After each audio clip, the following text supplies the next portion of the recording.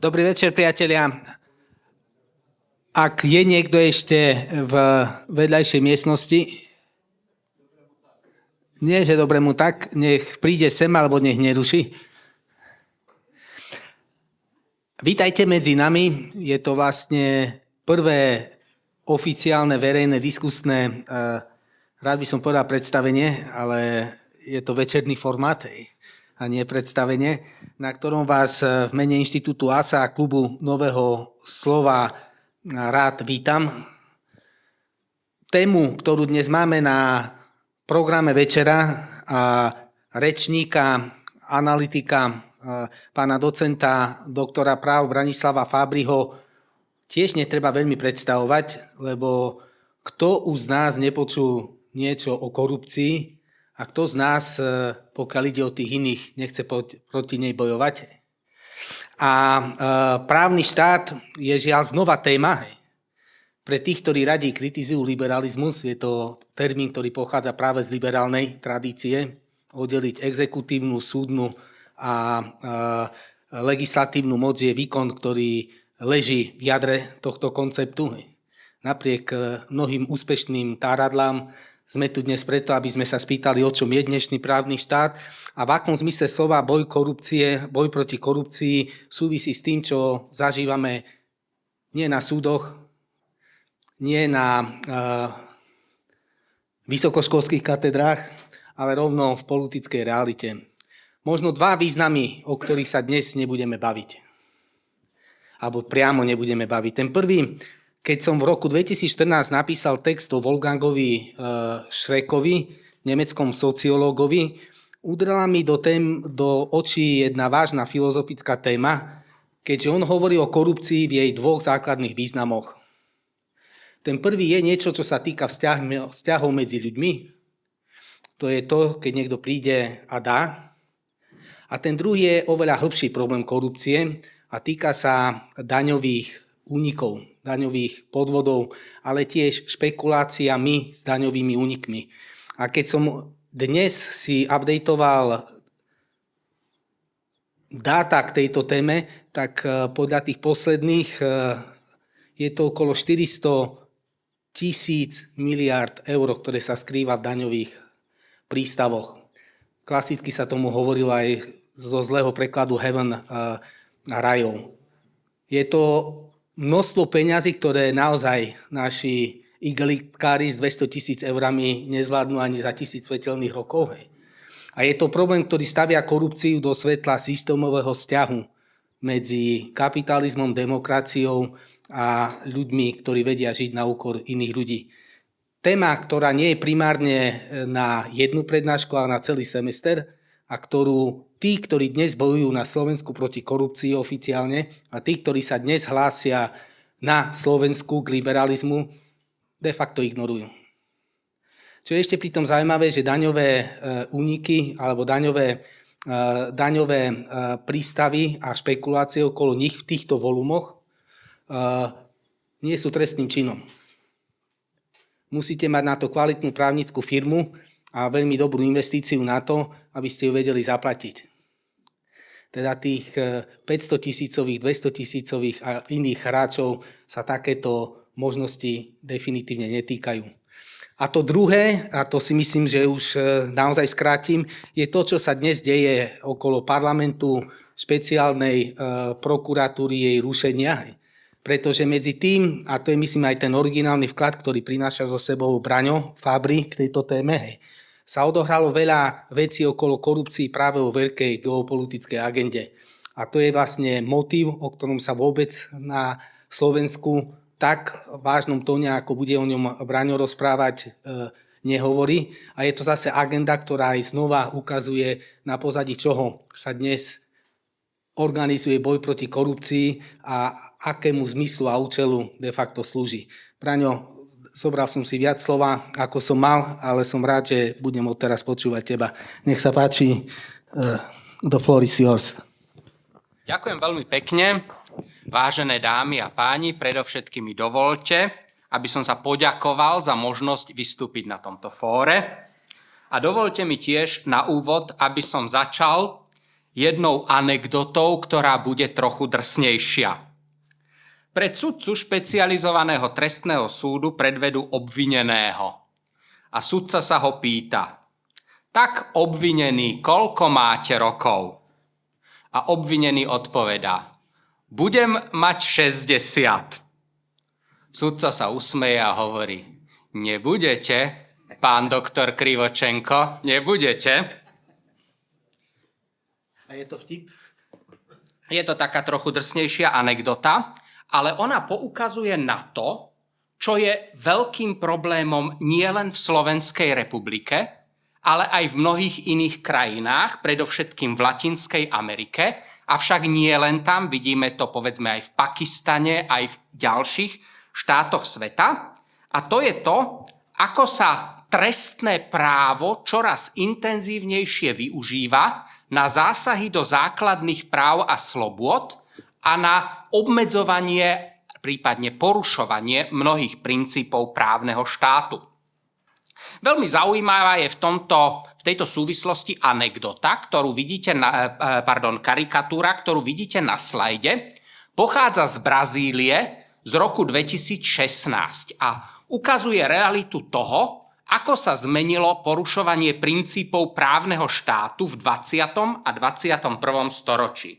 Zatiaľ, čo v tom 20. storočí boli tou hlavnou hrozbou všelijaké chunty a všelijaké militaristické prevraty, v 21. storočí sa porušovanie ústavných práv uskutočňovalo práve prostredníctvom trestných konaní. No a ten rok 2016 sa spomína preto, že trestné konania viedli vtedy k impeachmentu prezidentky Rousseffovej v Brazílii. Ona nebola nikdy odsúdená, ale celá tá medializácia spojená s trestnými konaniami viedli k tomuto. Veľmi charakteristicky popísal uvedenú zmenu zásahov do princípov právneho štátu bývalý ekvádorský prezident z rokov 2007 až 2017. Bol to Rafael Correa, ktorý mimochodom udelil azyl Julianovi Assangeovi a neskôr sa stal sám obeťou prenasledovania prostredníctvom trestného práva, takzvaného lawfare. A on povedal, citujem: zlí sudcovia dnes zohrávajú úlohu, ktorú v 70. rokoch zohrávali zlí vojaci. Zatiaľ, čo predtým potláčali v mene národnej bezpečnosti a protikomunistického boja, dnes to robia v mene boja proti korupcii. On však nie je jediný, kto poukázal na tieto problémy a medzi osobnosti, ktoré sa zneužívaniu trestného práva a boja proti korupcii intenzívne venujú, patrí napríklad pápež František. Má mnoho vyjadrení k tejto téme, stretol sa s mnohými, najmä latinskoamerickými právnikmi, kde diskutoval konkrétne kauzy z jednotlivých krajín, avšak ja spomeniem jeho konkrétny výrok, ktorý v novembri 2019 adresoval Svetovému kongresu Medzinárodnej asociácie pre trestné právo.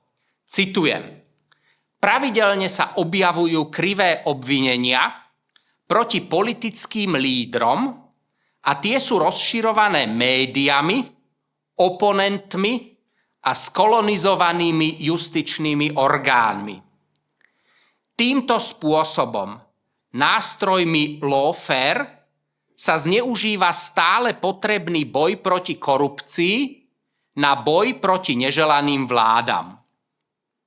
Súčasne je zvláštne, že za fakt korupcie a organizovaného zločinu sa nepovažuje využívanie daňových rajov, prostriedku, ktorý slúži na skrývanie zločinov všetkého druhu. Pokiaľ ide o problémy, na ktoré poukázal pápež, tie sú veľmi prítomné práve v Latinskej Amerike. A je typické, že tí, ktorí najviacej bojujú proti korupcii, majú veľkú zodpovednosť za rôzne formy daňovej optimalizácie. Môžem spomenúť viaceré príklady, uvediem len 3. Mauricio Macri, argentínsky prezident z rokov 2015 až 2019, ktorý voľby v roku 2015 vyhral vďaka svojej protikorupčnej rétorike. Snažil sa reformovať súdnictvo, trestné právo, aby bol efektívnejší boj proti korupcii. Ale v roku 2016 sa objavili tzv. Panama Papers. A v týchto Panama Papers sa ukázalo, že jeho rodina má 50 offshoreových účtoch v rôznych krajín sveta, pričom on sám figuruje na čele 2 offshoreových spoločností, jednej v Paname a jednej na Bahamách. Čo dosť diskreditovalo celú jeho protikorupčnú retoriku, ale v podstate aj médiá sa k tomu postavili, že on je v podstate nevinný, čo sa tam dá s tým robiť, hoci išlo o obrovské sumy. Ďalšou hviezdou tohto protikorupčného boja je Luis Caputo. To je taká zaujímavá postava, predstaviteľ oligarchickej rodiny z Argentíny, ktorý bol jedným z hlavných spolupracovníkov Mauricia Macriho, slúžil ako minister financií, potom šéf Centrálnej banky Argentíny.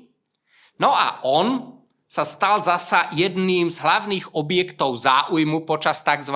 Paradise Papers, ktoré sa objavili v roku 2017. On bol vtedy na čele Centrálnej banky a vyzýval na transparentnosť, boj proti korupcii, vyzýval na dereguláciu a ďalšie formy boja proti negatívnym javom, avšak bol jednou z hlavných hviezd Paradise Papers. Napriek tomu, že je veľmi známa osobnosť z oblasti daňovej optimalizácie, nebol to problém, aby ho nový argentínsky prezident Javier Milei ustanovil do funkcie ministra hospodárstva, čiže je to súčasný minister hospodárstva. Však čo také nejaké daňové úniky, optimalizácie, to sú predsa len kavalierské delikty, nič podstatné.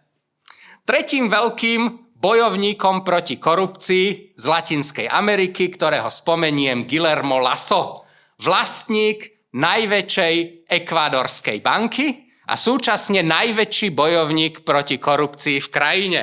Vďaka boju proti korupcii sa mu podarilo zvíťaziť vo voľbách v roku 2021. Čo však čert nechcel, objavili sa tentokrát Pandora Papers, v rámci ktorých fungoval zasa on ako ten, ktorý optimalizuje dane prostredníctvom offshoreových spoločností. Krk mu to síce nezlomilo, aj keď sa neskôr ukázali ďalšie veci, napríklad pri praní špinavých peňazí pre albánsku mafiu, ktorá sa odohrávala v jeho banke, ale bol to hlavný bojovník proti korupcii. To sa však v súčasnej spoločnosti nerieši. No, neriešia sa aj niektoré iné veľmi závažné fakty, a to, že mnohí verejní funkcionári realizujú svoju kariéru po skončení verejnej funkcie ako poradcovia rôznych súkromných spoločností. Určite poznáte známeho predsedu Európskej komisie José Manuel Barrosu, ktorý v roku 2016, potom čo 10 rokov, teda v 14. skončil ako predseda Európskej komisie a v 16. nastúpil v banke Goldman Sachs. Poradca, jeho príjmy nepoznám presne, ale je zrejme, že za svoje rady dostáva dobre zaplatené. Ďalším príkladom Thomas Lundgren, Švéd z krajiny, ktorá si vedie v tých tzv. Protikorupčných štatistikách tak skvele, pôsobil ako 10 rokov na čele Európskej liekovej agentúry a potom, čo skončil vo funkcii, išiel pracovať pre NDA Group, čo je poradenská a lobistická skupina v Británii, ktorá radí a poskytuje lobistické služby rôznym veľkým farmaceutickým spoločnostiam, napríklad AstraZeneca. No a tretí príklad, ktorý spomeniem, je taký veľmi čerstvý. Asi poznáte rakúskeho kancelára Alfreda Gusenbauera, ktorý už dávnejšie skončil v politike, ale pôsobil ako poradca pre obchodníkov s nehnuteľnostiami v tej veľkej firme Signa, ktorá sa minulý rok dostala do finančných problémov a teraz mu ju žaluje na celkovú sumu 6,3 milióna eur, čo mu nevyplatili za posledné obdobie. To znamená, že on ako poradca a potom aj v niektorých ďalších funkciách tie príjmy neboli zanedbateľné.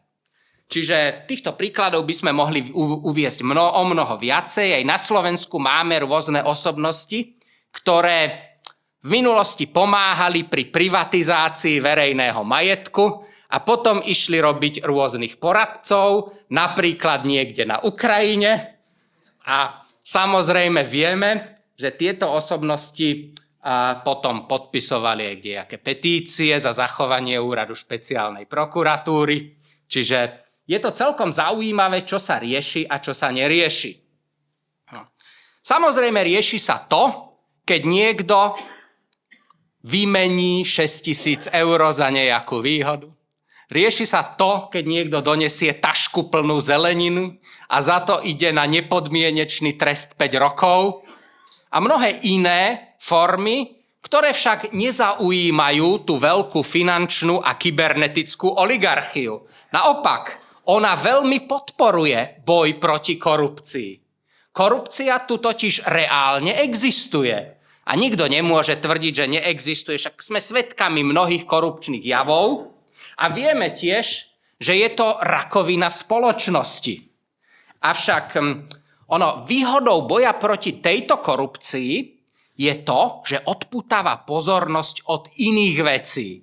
Od rôznej formy privatizácie verejných služieb, od rôznych daňových rajov, ktoré sa dejú či už úplne legálne, alebo nejako v šedej zóne. Takže je lepšie, keď sa zameriame na tých, čo zobrali fľašu vodky, na nejakých úradníkov, na nejakých lekárov, ako na to, čo je skutočným dôvodom existujúcich problémov. A viete, offshoreovým štruktúram väčšina verejnosti neporozumie, ale to, že niekto zobral tašku zeleniny, alebo to, že zobral niekto fľašu, alebo pár tisíc eur, to je veľmi dobre vysvetliteľné. To sa dá pochopiť ako korupcia. Čiže fama mala tento spôsob diskreditácie, keď niekto v novinách napíše, že korupčník taký a onaký, je oveľa účinnejší, než keby ste vysvetľovali, ako fungujú spôsoby daňovej optimalizácie. Ale tie nie sú trestným činom. No jasné, napriek tomu cesta zločinu alebo cesta korupcie je najširšia cez zákon, cez tie formy daňovej optimalizácie. Hovorí právnik Branislav Fabri. Čiže v tom je problém, že mnohé z negatívnych javov v súčasnosti nie sú.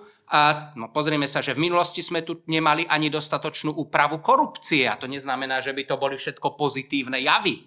My sme tu mali problémy s tou tzv. Konkurznou mafiou. My sme tu mali aj s ponúkaním úplatku. Sme tu mali rôzne právne úpravy v minulosti, ktoré boli absolútne nedostatočné, ale to neznamená, že by sme sa s týmito javmi nemali vysporiadavať. Dobre, ja sa ale vrátim k tej problematike boja proti korupcii a trestného práva. Totiž všetci vidíme, že súčasný politický a ekonomický systém ide veľmi nesprávnym smerom. Všetci vidíme, že tu máme problémy v zdravotníctve, v dôchodkovom systéme, sú tu mnohé iné problémy s chudobou v spoločnosti a štáty sú stále menej a menej schopné riešiť problémy, najmä obmedzovať práva rôznych oligarchických skupín. No a verejnosť to vníma s veľkou nevôľou. Čiže je treba nájsť niekoho, kto za to bude zodpovedný. Kto je zodpovedný za to, že sa nám tak veľmi nedarí, že ten ekonomický a politický vývoj je zlý? No samozrejme, najlepšie je nájsť korupčníkov medzi politikmi. A konkrétne politické sily to aj v Latinskej Amerike pochopili ako výhodný nástroj na likvidáciu nepohodlných ľudí. Prostredníctvom tohto boja proti korupcii sa dajú veľmi dobre ovplyvňovať volebné procesy. Ja tu uvádzam 2 príklady, budem neskôr hovoriť viacej. Lula da Silva, brazílsky prezident, favorit volieb 2018, mal nastúpiť a vyhrať voľby, v apríli ho odsúdili, v 19. sa ukázalo, že proces bol zmanipulovaný, tak ho prepustili. Ale voľby už nevyhral, musel nastúpiť až v 22., ktoré zhodou okolností tiež vyhral.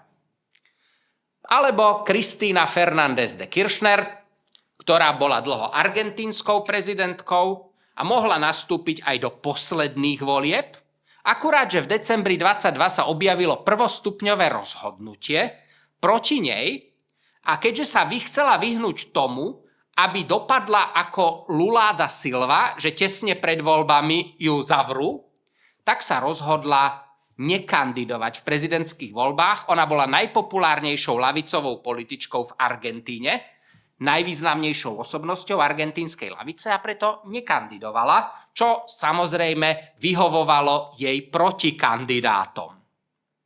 Ono, čo je novým javom už používania trestného práva v politike, je to, že vôbec nejde o samotné odsúdenie páchateľa.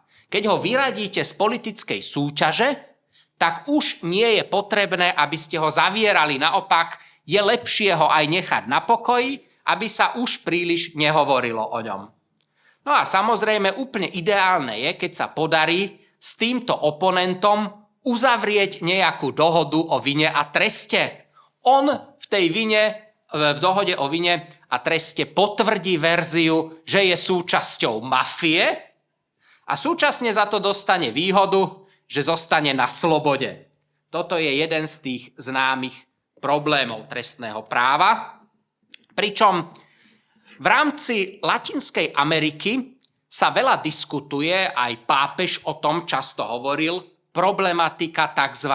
Lawfare, hybridnej vojny prostredníctvom práva. Je to niečo, čo si všimli americkí predstavitelia armádni právnici, že mnohí aktivisti vo svete pri amerických intervenciách v zahraničí používajú právne argumenty, ktoré komplikujú intervencie Spojených štátov amerických. Tak sa niektorý z amerických právnikov, najmä plukovník Dunlop, rozhodol, že či by sa lawfare nedalo použiť aj na podporu americkej zahraničnej politiky, právne prostriedky na podporu americkej zahraničnej politiky. A neskôr sa z toho vytvoril celý veľmi efektívny systém, ako dosahovať svoje ciele, najmä teda v Latinskej Amerike, ale zrejme aj v niektorých ďalších krajinách. Latinskoamerickí právnici sa touto problematikou zaoberajú pomerne často. Sú rôzne inštitúty pre lawfare, napríklad v Buenos Aires a v mnohých ďalších krajinách sa tomu venujú. No a možno povedať, že právnici Higuera a Murua identifikovali 5 subjektov, 5 aktérov, ktoré sa na lawfare, na tejto hybridnej vojne prostredníctvom práva zúčastňujú. Samozrejme, Spojené štáty, najmä prostredníctvom USAID, financujú rôzne aktivity na reformu súdnictva, na boj proti korupcii.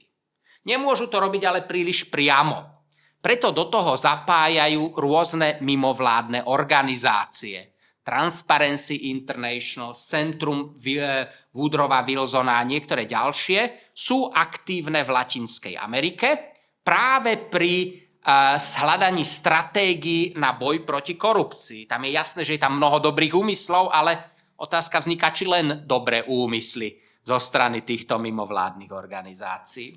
No a samozrejme tie mimovládne organizácie vytvárajú rôzne siete medzi právnikmi, medzi sudcami, prokurátormi, ktorí sa do tohto boja proti korupcii zapájajú. Čiže je potrebné na to, aby fungovalo lawfare, zapojiť aj tých sudcov a prokurátorov, ktorí môžu rozhodovať o trestných činoch verejných funkcionárov. No a samozrejme, celé by to bolo málo efektívne, keby to nemalo mediálnu podporu. A to mediálne neznamená len denníky a televízie, ale samozrejme filmárov, hercov a mnohé ďalšie subjekty, ktoré o tom vytvárajú celé príbehy, mytológiu. To všetko je veľmi dôležité. Nože vždy sa nájdú aj domáci politici, ktorí sa do tohto boja proti korupcii aktívne zapoja. Známym príkladom tohto postupu je kauza Lava Jatu, brazílska kauza, v preklade autoumývareň. Je to najväčšia protikorupčná kauza 21. storočia, ktorá má obrovské množstvo rôznych podkauz. Možno ale povedať, že 400 verejných funkcionárov po celej Latinskej Amerike odsúdeného, alebo teda v Južnej Amerike, rôzni významní politici, môžeme hovoriť, že ďalšie stovky odsúdených ľudí. Najväčšia protikorupčná kauza 21.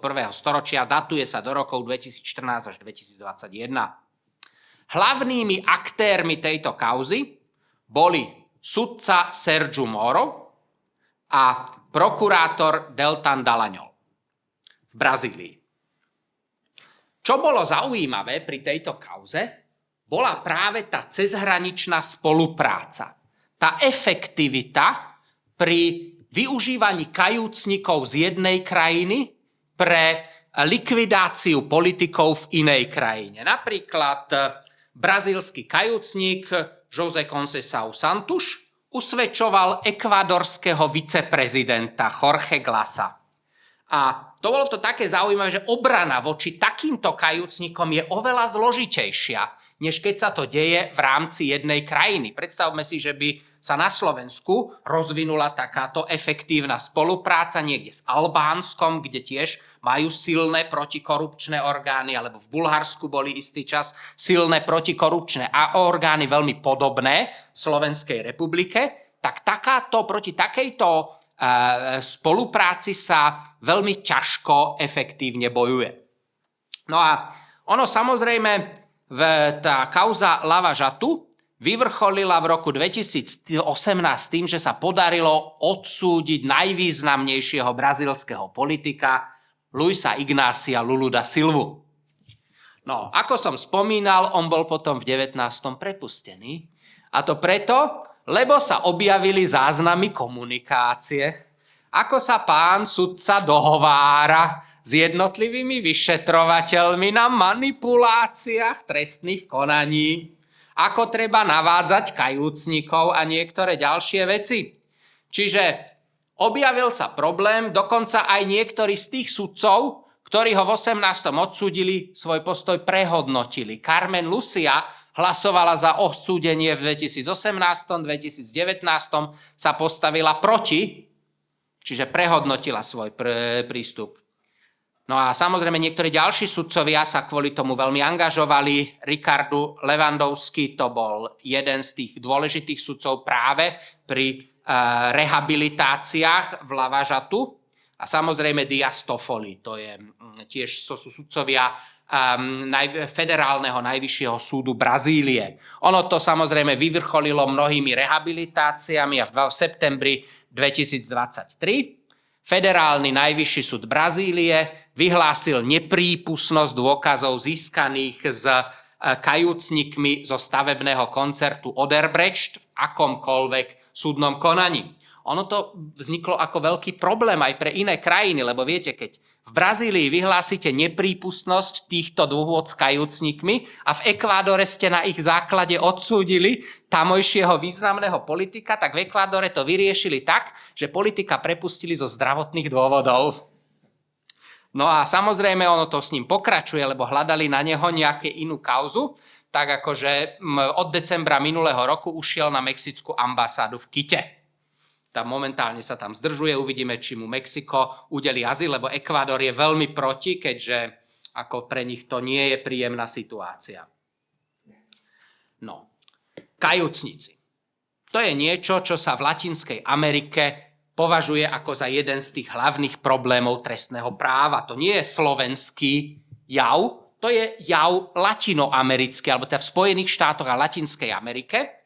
Pričom my hovorili sme o tom koncerne, najväčšom brazílskom stavebnom koncerne Odebrecht. A tam vystupovali veľmi zaujímaví kajúcnici. Hlavy tejto veľkej firmy, ktorá korumpovala po celej Latinskej Amerike verejné obstarávania, naozaj po celej Latinskej Amerike v stovkách miliónov. Hlavy Emíliu Odebrecht a Marcelu Odebrecht sa stali kajúcnikmi. Emíliu to pochopil veľmi rýchlo, to je ten starší hlava klanu, a uzavrel dohodu, v rámci ktorej dostal 4-ročné domáce väzenie. Pričom ale v polootvorenom režime. Môže chodiť aj do zamestnania a večer sa vrátiť do svojho luxusného domova so služobníctvom. Naopak ten Marcelu bol tvrdohlavejší. Jeho zobrali do väzby. Na prvom stupni dostal aj 19 rokov a potom pochopil, že má robiť kajúcnika a dostal 3 roky domáceho väzenia. To je rozdiel, ako 19 rokov natvrdo, kde musí aj záchody čistiť on a prísť domov po 3-ročnom domácom väzení, kde má sluhov, ktorí to za neho všetko urobia. To je dosť veľký rozdiel. Tých kajúcnikov máme množstvo príkladov z rôznych krajín. V Latinskej Amerike to je pojem personas repetidas, to sú kajúcnici. To nie na Slovensku sme vymysleli, to označovanie kajúcnici, to sa objavilo aj v iných krajinách. No a samozrejme, inštitút kajúcnikov má obrovských kritikov v Latinskej Amerike, ako v Brazílii Camañu, v Argentíne Zaffaroni, to je dlhoročný sudca Medziamerického súdu pre ľudské práva v ďalších súdnych funkciách, ten je zvlášť ostro nastavený proti inštitútu kajúcnikov. Poukazujú na mnohých príkladoch, že prečo sa tí konkrétni jednotlivci stávajú kajúcnikmi, chcú výhody. A chcú výhody a preto si vymýšľajú a zveličujú. Preto, že chcú užívať svoje bohatstvo, časť zaplatia, čo tam pre nejaký Odebrecht 90 miliónov, to je nič, to je ako v pohode, to hoci komu, ale proste zvyšok toho bohatstva si budú krásne užívať. No a samozrejme, dohodou potom potvrdzujú aj politicky želané verzie. To je veľmi dôležité, že to, čo sa politicky očakáva, to potvrdzujú. Takto to hovoria Camañu a spol. Toto nie je Slovensko, toto je Latinská Amerika. No a samozrejme, čo je dôležité, oni spomenú aj množstvo nepodstatných vecí, ktoré nie sú trestnoprávne zaujímavé, ale sú zaujímavé pre novinárov. A to potom unikne do médií, aby sa diskreditovali konkrétni politici. No a ako sa spomína úprimné pokánie by nehľadalo prospech, čiže keby to mysleli naozaj s tou vinou a s uznaním viny čestne, tak by až taký prospech nehľadali.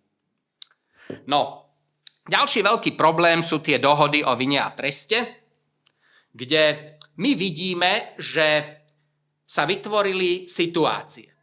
Pokiaľ uzavrieš dohodu, v takom prípade minimálne tresty, domáce väzenie, v luxuse, alebo podmienka, alebo niečo podobné. V podstate sloboda. A hlavne koniec mediálneho linča.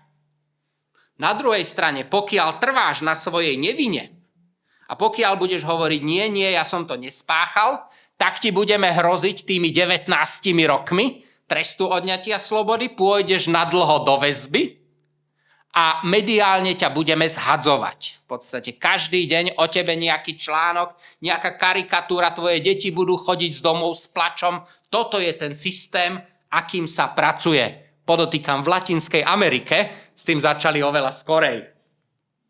No a viete, zaujímavé na tom je to, že táto taktika využívania boja proti korupcii prostredníctvom trestného práva zaberá. Všimnite si tu tento obrázok. Keď odsúdili Lulu da Silvu, davy vyšli na ulice a oslavovali, že niekoho odsúdili. Všimnite si tých ľudí, akí sú radi, akí sú šťastní, keď sa podarilo odsúdiť Lulu da Silva Áno, oni vyšli a normálne tam tešili ako po nejakom víťaznom futbalovom zápase. To je naozaj veľmi zaujímavé a z hľadiska populizmu veľmi účinný nástroj. V spoločnosti totiž existuje veľa ľudí, ktorí sú sklamaní a nespokojní.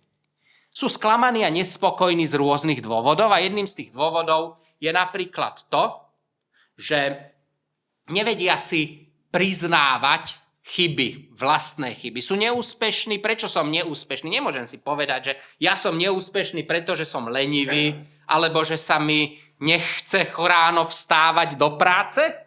Musím nájsť zlo, ktoré treba zničiť. Ja poznám aj takých na Slovensku, ktorí sa veľmi tešili, keď niekoho zavreli. Mám kamarátov, ktorí sa tešia.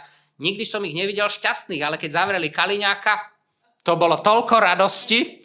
Keď išiel do väzby, to sa normálne tešili z toho. Takých som ich rozradostených nevidel.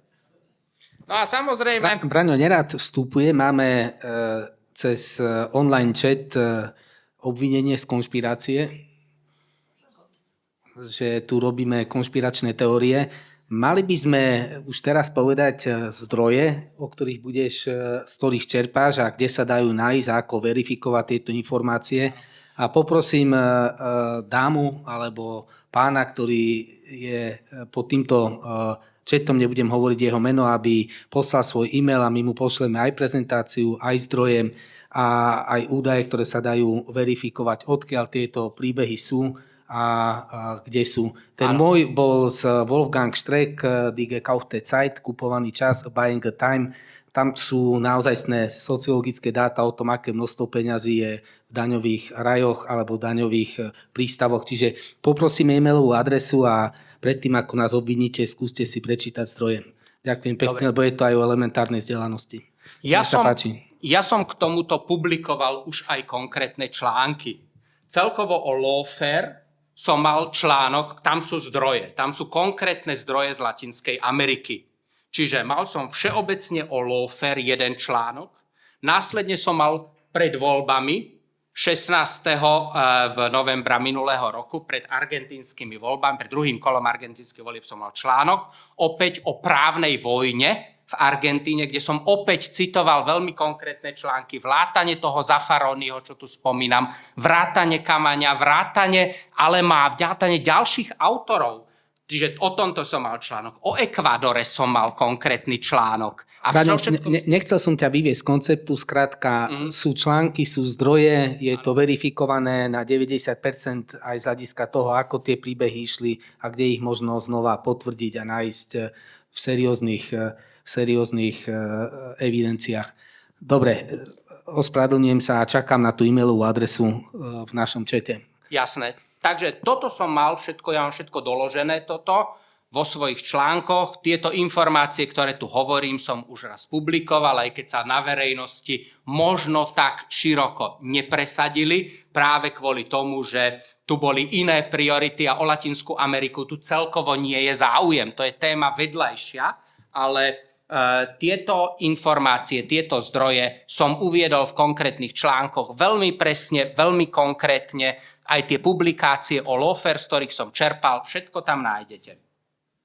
No, prejdem k ďalšej téme. Čo sa týka ďalšej téme, musím spomenúť, že je tu zaujímavý jav, pri ktorom sa tá nespokojná verejnosť, tá, ktorá hľadá niekoho zodpovedného za ich neúspech, pokúša nájsť aj tie sily dobra. Zoberme si z Latinskej Ameriky. Ten obrázok, ktorý je napravo, je zo Slovenska, ten zrejme poznáte, ale poznáte aj ten obrázok, ktorý sa ocitá naľavo. To je, prosím pekne, Sergiu Moru.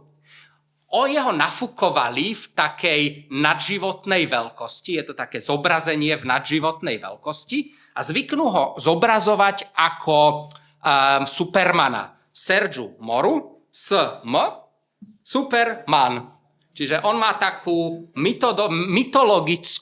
mytologický obraz Supermana A keď sa pozriete lepšie na ten obrázok, vidíte tam aj rôzne nafukovačky v pruhovaných tričkách. To majú byť tí, ktorého sa mu podarilo odsúdiť. Čiže on sa stal symbolom nádeje pre mnohých ľudí a symbolom tohto populizmu. Čiže Sergiu Moru v tomto mal podobu Supermana, tak toho zobrazovali v Brazílii na mnohých miestach. Tu je jedna fotografia, tu vidíte tiež zobrazenie Sergiu Moru ako Supermana, pod ktorým je nápis, že v Mora veríme, Morovi veríme.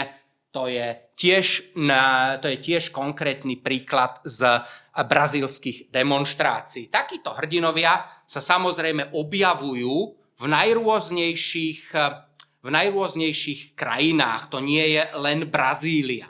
Ako v Ekvádore sa napríklad veľmi preslávila Diana Salazarová. Diana Salazarová, ktorá je momentálne generálnou prokurátorkou, ale vždy mala tú povesť tej tvrdej prokurátorky, tej, ktorá nemilosrdne išla po korupcii.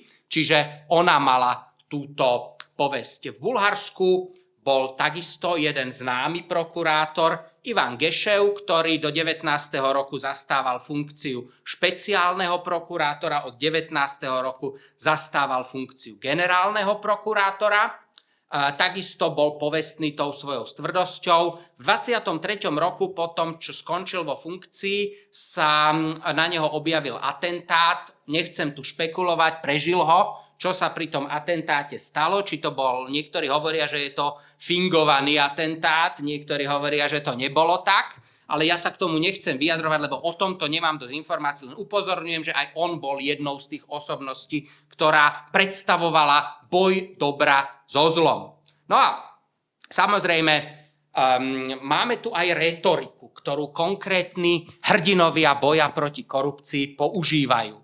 Napríklad máme tu známu kauzu Manipulite, čisté ruky, z Talianska, ku ktorej sa radi mnohí latinoamerickí prokurátori prirovnávajú. Dokonca aj Sergiu Moru sa napísal článok o tejto kauze a ja som ho citoval v jednom zo svojich článkov, ktoré už boli uverejnené.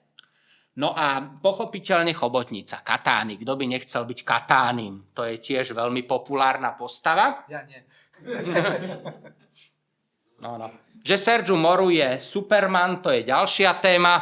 O tom, kto sa vyhlasuje za Froda z Pána prsteňov, to špekulovať veľmi nebudem, ale sú tu rôzne také mytologické postavy, ktoré zobrazujú ten boj dobra so zlom. To je niečo, čo treba spomenúť. Úspech tohto boja dobra so zlom by nebol možný, keby sa neobjavila spolupráca a podpora zo strany médií. Tie obrovské kampane proti konkrétnym politikom sú veľmi dobre známe. V Brazílii Lula da Silva, v Argentíne Cristina Fernández de Kirchner, tiež množstvo článkov. To ako tiež som popisoval v jednom z minulých článkov ako Clarín, denník Clarín, koľko o nej oni napísali, tam bolo také obrovské množstvo článkov, to bola skoro až posadnutosť toho, čo o nej písali. Samozrejme, médiá sa snažia diskreditovať mnohé ďalšie osobnosti. V Argentíne Milagro Sala, to bola významná odborárska aktivistka a bojovníčka za sociálne práva. Mnoho iných prípadov. Takisto, čo je veľmi zaujímavé, je využívanie filmárov, filmy a seriály. To sa tiež stalo jedným z takých veľmi dôležitých nástrojov vytvárania určitého obrazu. A môžeme povedať, že v Brazílii boli populárne mechanizmus alebo federálna polícia, zákon platí pre každého. Čo je zaujímavé, typické pre toto seriály je to, že oni sa nechávajú inšpirovať skutočnosťou podľa vlastných slov, ale postulujú tú skutočnosť trošku odlišne, než sú povedzme závery súdov alebo závery dokazovania. Je potom v tých seriáloch vždy jednoduché nájsť, kto je napríklad Lula a kto je Sergiu Moru. Vy ho viete identifikovať, keď sa tak nevolajú, ale každému je jasné, že je to o nich dvoch a o ich boji. dobro proti zlu v týchto seriáloch. Herci a režiséri sú veľmi ochotní tieto filmy, pretože na to sa nájdu vždy peniaze. To sa dá vždy dobre zafinancovať.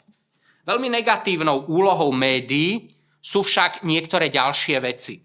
Napríklad vytváranie kultu obetí. Bol taký argentínsky prokurátor Alberto Nisman, ktorý sa kriticky vyjadroval o Kristine Fernández de Kirchner. No a on bol zavraždený vo volebnom roku 2015. V tom roku, keď vyhral Mauricio Macri, ktorý si založil celú svoju kampaň na protikorupčnom boji. A médiá automaticky pripísali túto smrť Fernández Kirchnerovej, aj keď tam na to nemali dostatok dôkazov. Ale v podstate Macri získal veľa bodov v politickej súťaži presne na tejto jednej vražde. Čo je tiež zaujímavé, sú spôsoby mediálnych útokov na odporcov očisty alebo odporcov toho boja proti korupcii. Napríklad známa argentínska generálna prokurátorka Alejandra Gil Scarbo. V 17. roku sa samozrejme objavili viaceré útoky proti nej, pretože nesúhlasila zďaleka so všetkým, čo sa v oblasti trestného práva deje počas novej moci. No a samozrejme obvinili ju v médiách z netransparentného nadobudnutia služobnej nehnuteľnosti. Následne sa objavil ešte zákernejší útok, keď Clarín zverejnil telefónne číslo jej dcéry, ktorá následne dostala množstvo vyhrážok a množstvo strašných SMS správ. Z toho samozrejme sa zosypala a matka odstúpila z funkcie mesiac po tomto incidente. Čiže spôsob, akým sa spolupracuje s médiami, je niekedy veľmi, veľmi problematický. Okrem toho, médiá zohrávajú úlohu aj pri mediálnej prezentácii úspechov boja pro trestných konaniach. Napríklad časopis Time zaradil Sergea Mora medzi 100 najvýznamnejších osobností sveta, vtedy, keď bol na vrchole slávy. Tiež som to citoval v jednom zo svojich článkov, aj som poukázal na to, ako ho vyzdvihovali. Čiže tá medzinárodná prezentácia úspechov boja proti korupcii, tu zohrávajú médiá veľmi dôležitú úlohu. No a samozrejme, toto sú tiež veľmi zaujímavé obrázky, ktoré tu vidíte teraz na PowerPointovej prezentácii. V októbri roku 2022 sa uskutočnilo veľké stretnutie na Lago Escondido. To je oddychový komplex, ktorý patrí zahraničnému oligarchovi Joeovi Luisovi. A tam sa stretla skupina osôb z mediálneho prostredia, predstavitelia Clarínu, aj niektorí sudcovia a prokurátori, ktorí mali dočinenia s kauzami Fernández Kirchnerovej. Čo bolo zaujímavé, leteli na toto stretnutie súkromným lietadlom, ktoré im platil Clarín. Kvôli letiskovej polícii toto ale preniklo na povrch a následne potom sa objavila ešte ďalšia komunikácia, pri ktorej jeden z tých sudcov konkrétne žiadal, aby zmenili doklady. Nech to vyzerá, že oni si platili ten let súkromným lietadlom. Toto všetko sa objavilo na verejnosti, kvôli tomu vznikla obrovská kauza na konci roku 2022. Podotýkam, že v tom decembri 2022 prišlo k tomu veľkému rozhodnutiu proti Kristine Fernández de Kirchner. Na tom druhom obrázku zasa vidíte, ako dvaja z priamých aktérov tej kauzy Vialidad, pri ktorej bola Kirchnerová odsúdená, hrajú futbal v spoločnom týme na ihrisku, ktorá patrí dokonca oponentom Kirchnerovej. Je tam prokurátor Luciani a je tam aj jeden zo sudcov, ktorý rozhodoval v tejto kauze v spoločnom tíme. Čiže tiež niečo, o čom by sme mali. Viem, že je dosť času, tak musím trošku pridať a dotknem sa v podstate princípy právneho štátu, prídem k princípom právneho štátu. Pokiaľ ide o princípy právneho štátu, ja tu nechcem robiť nejaký uzavretý výpočet. To je otvorený výpočet, existuje množstvo tém, ktoré by sme mohli diskutovať v súvislosti s princípmi právneho štátu. Za dôležité, čo v tejto súvislosti chcem spomenúť, určite právnu istotu a deľbu moci. Pokiaľ ide o tú deľbu moci, tu by som povedal niečo, čo je veľkým problémom. Pokiaľ my máme súdy, prokuratúru a políciu oddelené ako predstaviteľov rôznych mocí, súdy a polícia, to je jasné. Pokiaľ ide o prokuratúra, bol tu spor, či patrí k výkonnej moci alebo nie. Ústavný súd sa vyjadril, že nepatrí k výkonnej moci, že je to samostatná moc. Čiže je potrebné, prečo sú oddelené? Oddelené, tá deľba moci tu existuje aj preto, aby súdy, polícia a prokurátora nemohli proti niekomu spolupracovať. A potom, keď sa vytvárajú nejaké väzby medzi sudcami a prokurátormi, či už v rámci boja proti korupcii a rôznych školení v Latinskej Amerike alebo kdekoľvek inde, toto predstavuje problém, lebo oni sú si zrazu bližší, keď spolu navštevujú školenia. A my potrebujeme, aby sa vzájomne kontrolovali, aby boli od seba oddelení. Aby to neboli ľudia, ktorí majú prepojenia z minulosti. Čo sa ako problém ukazuje napríklad aj pri našich špecializovaných orgánov, že sú to ľudia, ktorí sa veľmi dobre poznajú z minulosti. A nehovoriac o tom, že spoločná budova v Pezinku, to je niečo, čo vlastne vyvoláva množstvo otáznikov. Ako som ukazoval, v Argentíne tieto vzťahy prokurátorov a sudcov vyvolávajú veľké obavy v ďalších krajinách Latinskej Amerike a pritom to nie je taká malá krajina ako Slovensko, kde je tá hrozba, že sa budú poznať jednotlivci ešte oveľa väčšia. Čiže na Slovensku musíme dávať pozor na to, aby sa dodržali princípy deľby moci. Nehovoriac o tom, že princípy prepojení na médiá, to je tiež vážna kauza, to Lago Escondido v Argentíne bol veľký problém. U nás sme mali tiež niektoré kauzy, na ktoré si musíme dávať veľký pozor. Čo ďalej chcem ešte spomenúť v tejto súvislosti? Určite chcem spomenúť právnu istotu. Právna istota je dôležitá práve preto, aby sme dokázali predvídať konanie orgánov činných trestnom konaní, celkovo štátnych orgánov, aby sme ich dokázali predvídať, čo sa udeje. Preto sú tu veľmi negatívnymi javmi ten tzv. Reštart pamäte kajúcnikov. Zneužívanie väzby, to je veľký problém, čo nevždy dokážeme pochopiť. Vylučovanie na samostatné konanie. To je niečo, kde nedokážeme porozumieť a takisto nadkvalifikácia, o tej sa veľa hovorí. Ja nechcem príliš dlho spomínať, tak na záver uvediem len niektoré veci. Človek ako subjekt ľudských práv, čo je trend, ktorý podľa mňa v poslednom čase veľmi ustupuje aj v trestných konaniach. Celkovo sme svedkami toho, že sa pristupuje človeku viac ako k objektu, než k subjektu. A to vidíme napríklad pri HDP. Dôležité je to, aby sme mali vyrovnaný HDP, ale nie to, čo bude s človekom, to je vedľajšie. Podstatný je verejný dlh, nie je podstatný, ako sa bude mať jednotlivec. No a samozrejme, čo v trestnom práve vidíme, veľmi často sa človek chápe ako objekt boja proti kriminalite. Snaha o dosahovanie výsledkov, aby sme mali tabuľku, kde bude 40 odsúdených, alebo aby sme mali nejakú veľkú úspešnosť pri obžalobách konkrétnych orgánov, pričom o tých obžalobách, ako sa vykazuje, povedzme tých 94%, že len zlomok trestu, keď dostanete navrhovaný, tak aj to sa považuje za úspech. Je tam množstvo ďalších javov, kde by sme s človekom mali viacej zaobchádzať ako so subjektom. Určitá neúcta sa prejavuje aj k ľudskému životu. To sa prejavuje v mnohých krajinách. Ja tu spomeniem Hektora Timmermana, ktorý bol ministrom zahraničných vecí Argentíny a zomrel v argentínskej väzbe v decembri roku 2018 na rakovinu. Problémom bola hlavne reakcia vtedajšej ministerky Patricie Bullrich, proste zomrel na rakovinu. Viete, len keby bol na slobode, tak by inak mu mohli poskytnúť tú liečbu. A niektorí kritici hovoria, že ho nútili takýmto spôsobom, aby sa vyjadril presne proti Fernández Kirchnerovej, pretože on bol jej ministrom a mohol by slúžiť ako veľmi efektívny kajúcnik, ale on to neurobil. Čiže nechcem túto zasa špekulovať, ale on zomrel nevinný vo väzbe na rakovinu, pričom ako jeho advokáti sa vyjadrovali, nebolo ľahké ho dostávať na rôzne formy liečby.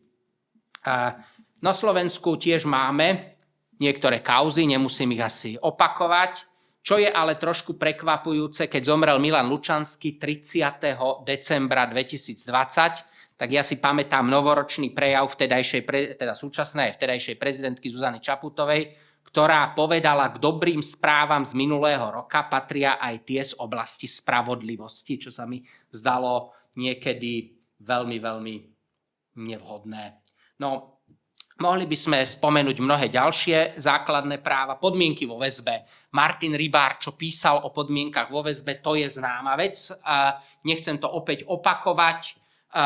Čo sa týka aj v Latinskej Amerike, máme konkrétne prípady. Coutinho de Sá bol podnikateľ, ktorý sa sťažoval na tie podmienky vo väzbe. Istý čas musel spať len na madraci na zemi. Proste sťažoval sa na úplne zásadné veci. Viete, keď ste v takých zlých podmienkach, to vás chrbát začne bolieť okamžite, keď nemáte dostatok pohybu. Ten chrbát, hlava začnú bolieť, nemáte dobrú stravu. To je problém nie len na Slovensku, to je problém aj v iných krajinách.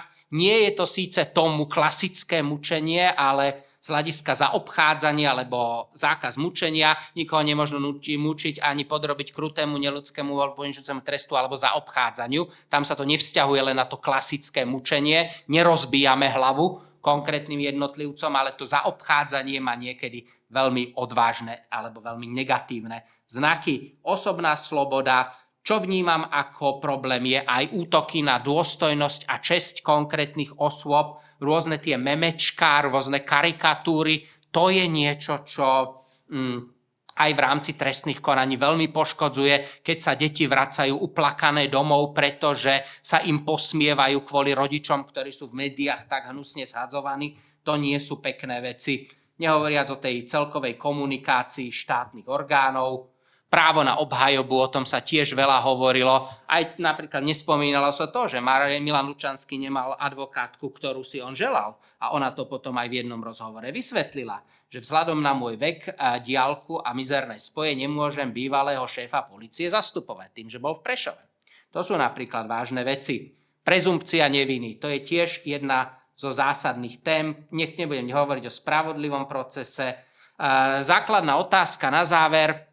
Kto bude strážiť strážcov a tiež samozrejme to volanie po krutých a vysokých trestoch, respektíve drakonických trestoch, vyvoláva mnohé analógie s rôznymi režimami minulosti, ktoré tiež sľubovali vykoreniť korupciu. Spomenul by som to Rechtserneurung, s ktorým nastúpili. Samozrejme, nechcem porovnávať dnešnú situáciu s tým, čo sa dialo v Nemecku, ale mnohé režimy v minulosti volali po vykorenení korupcie, po boji proti organizovanému zločinu a podobne. Čiže na záver spomeniem len toľko, že pokiaľ vstúpi na súdy politika, spravodlivosť utečie oknom. To nie je môj výrok, ale výrok, ktorý sa pripisuje viacerým autorom, napríklad Ferrarimu, viacerým, ale je to výrok, ktorým uzavriem svoje dnešné vystúpenie. Ďakujem za pozornosť.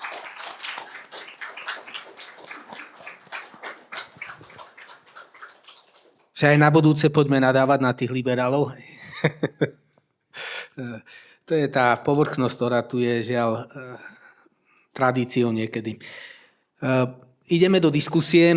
Možno ešte jeden segment tej celej debaty, že Braňo hovoril o klasickom svete, kde ešte existujú časovo-priestorové súvislosti a bez umelej inteligencie. Ja si spomínam, že sme mali s profesorom Krenerichom doktorandský seminár na rektoráte Univerzity Pavla Jozefa Šafárika.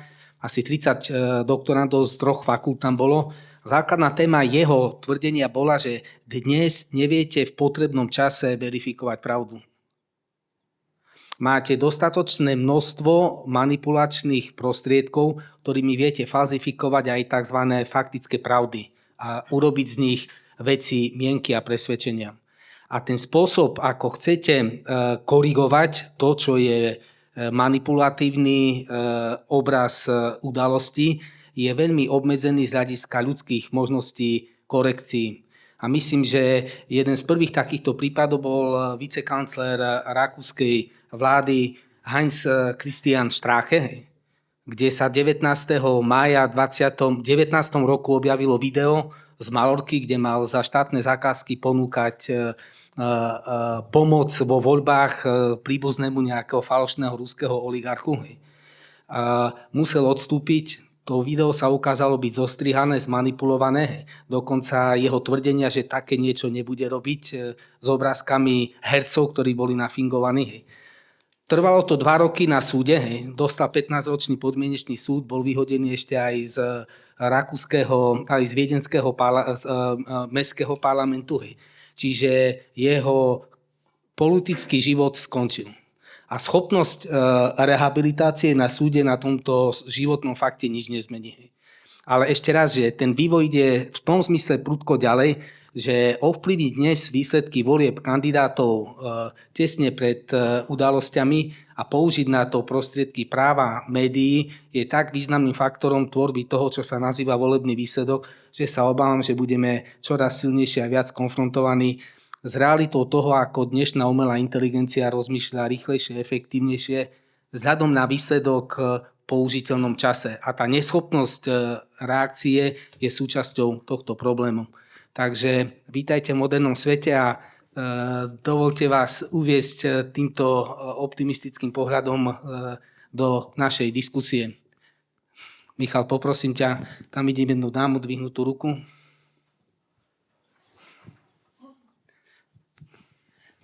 Ďakujem pekne, ja som z Rakúska a bol to skvelé, čo povedali ste, lebo každý druhý deň, alebo každý deň počujeme rádio Ö1 a hlavne také správne, že teraz to pochopím viac, ale je nám jasné, že protikorupčný boj spojený s médiami slúži k tomu odstrániť politici, ktorých chceme odstraniť, kto to rozhodne, sú to často novinári sami a spojené s nejakými ľuďmi v justičným aparátom. Veľmi smutný príklad bol minulý rok. Vysoký úradník spáchal samovraždu po 2 rokov neustály tlak. Nedokázali, že nejaké priestupky, ale potom stratil nervy, neviem, či to bol jesen, a spáchal samovraždu. Hej? A sú iní. A vynikajúci, že načas, že viac ľudí vedia, ako to funguje. Samozrejme, Južná Amerika je ďaleko, ale často počujeme o korupciu tam. Hej. Nevieme prečo, je to veľký kontinent, veľké množstvo ľudí tam sú, má vplyv na svetovú politiku, ale v Rakúsku máme to isté, menšie. No, to Máte tam Wolfgang Schüssel musel odstúpiť, Sebastian Kurz musel odstúpiť. Ulovili, ale sú aj iné, ktoré tu nie sú známe. Viete čo, nepýtam sa vás na meno, neviem prečo. Ale verte to ako nepodarený. Ja som novinárka. Áno. A historička. Výborne. Takže otázka. Chcem len Frage bitte. povedať veľký postlesk a to je super téma a rada by som vás pozývala na iný pódium a publikum. Ďakujem.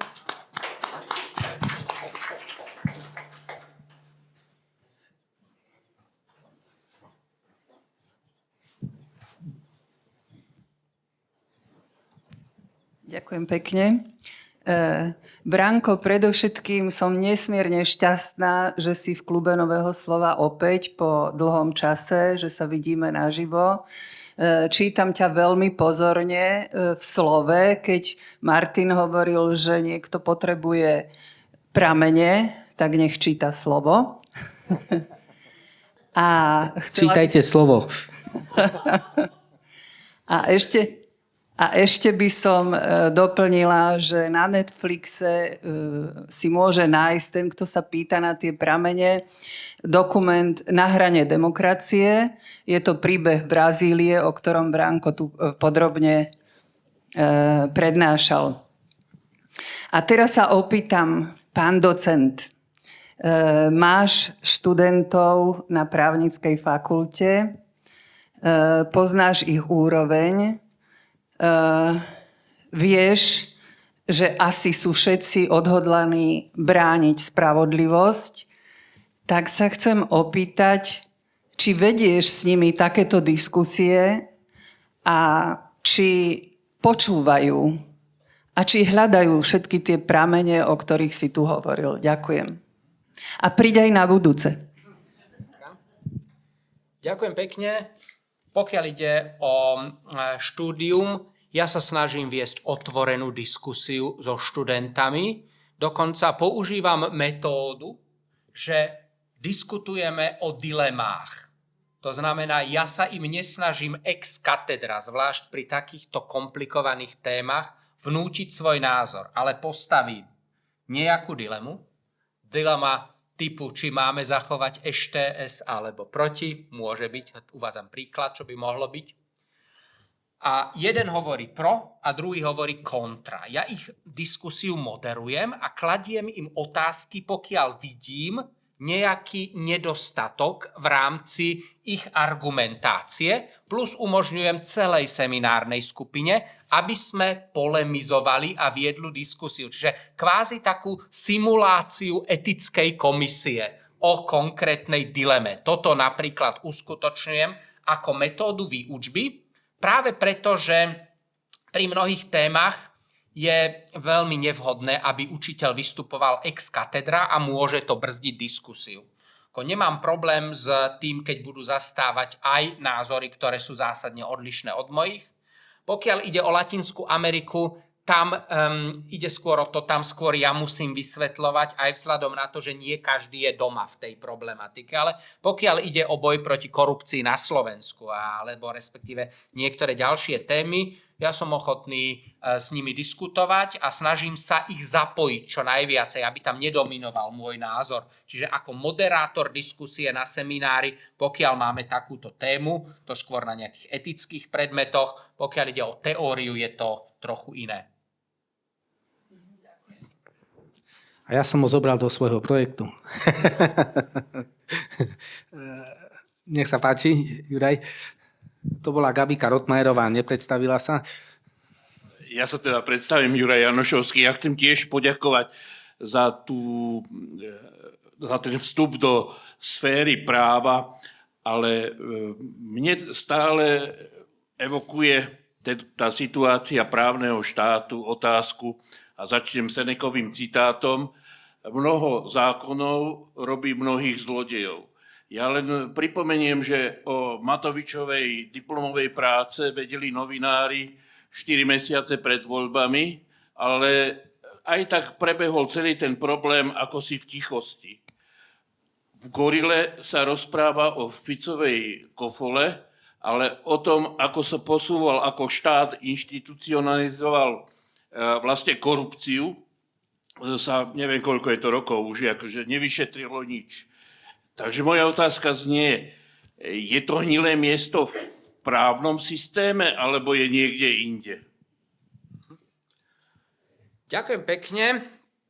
Pokiaľ ide o to, že nakoľko ten boj proti korupcii predstavuje hnilé miesto, ja by som povedal niečo také, že mali sme tu obdobie, keď sa udiali veľké spoločenské zmeny a boj proti korupcii bol veľmi neefektívny. Reakciou na to bola určitá antitéza, a to snaha čo najprísnejšie bojovať proti korupcii. A my tu musíme hľadať niečo také, čo bude na jednej strane dostatočne efektívne v boji proti korupcii, ale súčasne aj rešpektovať základné práva a slobody a princípy právneho štátu. Čiže tiež si musíme uvedomiť, že nepodarí sa nám nikdy dosiahnuť nejaký dokonalý stav. Nepodarí sa nám dosiahnuť spoločnosť, ktorej si budeme môcť povedať, problémy už neexistujú. To dokonca ani mnohé krajiny, na ktoré sa pozeráme s rešpektom ako na náš vzor, spomínali sme tu Rakúsko, aj tam sú problémy, ktoré sú obrovské a mnohí u nás vidia v Rakúsku alebo v niektorých rakúskych inštitúciách vzor, napríklad ako pokiaľ ide o tú protikorupčnú štátne zastupiteľstvo, ktoré v Rakúsku existuje. Ono sa nedá porovnať s tým našou špeciálnou prokuratúrou, ale môžeme povedať, že aj tam existujú niektoré zásadné problémy, ktoré by sme mohli vidieť pri jej fungovaní. Rovnako je tam mnoho káuz, ktoré sa nepodarilo vyriešiť. Čiže aj krajiny, ktoré povedzme považujeme za vzor v mnohých otázkach, majú svoje problémy. Takže očakávať, že sa podarí nastaviť systém tak, aby tu problémy neboli, to nie je reálne. A mnohí aj mladí majú očakávania, že sa podarí nastoliť spravodlivosť. Len my často tú spravodlivosť riešime prostredníctvom trestného práva. Ale pokiaľ sú zle nastavené mnohé ekonomické parametre, ekonomické a politické základy štátu, tak sa veľmi ťažko podarí prostredníctvom trestného práva tieto problémy vyriešiť. Čiže povedzme, je tu predstava akejsi vyrovnávajúcej spravodlivosti, tej aristotelovsky vyrovnávajúcej spravodlivosti, že keď sa niekde dobro odobralo, musíme ho tam vrátiť, keď je niekde zlo, tak to musíme tam vrátiť. Len takto by sa mal obnovovať vyvážený rovnovážny stav. A my tu rovnovážny stav nemáme, pretože ekonomické a politické základy v našej spoločnosti nevytvorili rovnovážny stav, ale veľmi nerovnovážny stav. Teda očakávať, že prostredníctvom trestného práva a boja proti korupcii nastolíme spravodlivý rovnovážny stav, je málo reálne. Možno, Juraj, ešte taký doplnok z tej teórie Wolfganga Strecka, Colina Colesa. Keď je korupcia niečo, čo nie je vecou individuálnej morálky a individuálnych vzťahov ľudí, ale produkciou zisku, napríklad neplatením daní a odvádzaním daní z verejných kás do daňových prístavov, potom je naozaj otázka, ktorá ide na podstatu korupcie, otázkou, ktorá ide na podstatu systému. A to je vlastne to, čo globálny svet zažil za posledných 30 rokov, keď pod globalizovanou ekonomikou sa rozumel systém nejakých ideálnych trhových vzťahov, ktoré sú viac ako lokálne štátne organizmy a ktoré majú nejaký systém sebakorekcie aj z hľadiska ľudského, etického a aj neetického správania zabudovaný v ňom. No ale výsledok je presne tých 4 000 miliárd eur, ktoré je stratený v týchto rajoch a deje sa to aj v Rakúsku. To je jedna z klasických krajín, odkiaľ tie peniaze odchádzajú aj od nás. Takže tá téma je veľmi vážna, lebo ide... Ale nie je to téma individuálnej korupcie a tí, ktorí dúfajú, že človek sa obráti k lepšiemu, neriešia problém systému, ale ten systém je v tomto zmysle postavený na tvorbe zisku a tvorba zisku diktuje aj podmienky jej produkcie. A tam je otázka toho, čomu a komu slúži zisk, veľmi vážnou vecou práve v globálnej ekonomike. A možno posledná téma, to je znova Streck a myslím veľmi silná téza, že tomuto systému, ktorý dnes nazývame kapitalizmus, sa vždycky darilo iba v globálnom svetovom poriadku. Podívajte sa, ako vyzerá dnešný globálny svetový poriadok a spýtajte sa na problém systému, ktorý tu je. A myslím, že otázka korupcie potom získa celkom iný problém, lebo nie je to poslednou a prvou otázkou, ale je nejakým indexom iných ťažších tém. Pán Wolf, Jaro? Dík. Ja by som nadviazal na to, čo tu bolo teraz povedané v tom poslednom čase. Áno, použili sa tu príklady z Južnej Ameriky, chápem, ale my žijeme v tzv. Západnom svete. A preto nám záleží na tom, akým spôsobom v ňom žijeme a akým spôsobom sa bude vyvíjať. Myslím si, že čoraz viac je nám každému jasné, že prakticky všetky tieto problémy vychádzajú z toho, že v takzvanom západnom svete prakticky tí, ktorí majú moc, kapitál, zasahujú do všetkých vecí spoločnosti, si uvedomujú, že strácajú pozície. Že je tu v podstate neodvratný multipolárny svet, že tá nadvláda, ktorú vlastne nad svetom doteraz mali, bude o chvíľu minulosťou a nedokážu sa s tým vlastne zmieriť. Je to v podstate proti ich záujmom.